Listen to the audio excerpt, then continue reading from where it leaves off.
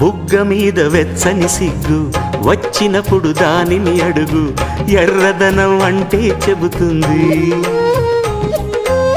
పెదవి కొమ్మ పూసిన పువ్వు అందమైన నీ చిరునవ్వు, తెల్ల రంగు అట్టా ఉంటుంది. నీలో నిలువున పులకలు రేగిన వేళ నువ్వే పచ్చని పైరువు అవుతావమ్మా. దిగులు రంగే నలుపు అనుకో, ప్రేమ పొంగే పసుపు అనుకో. భావాలను గమనిస్తుంటే ప్రతి రంగును చూస్తున్నట్టే, చూపులు ఎవరివైనా చూపించే లోకం ఒకటి.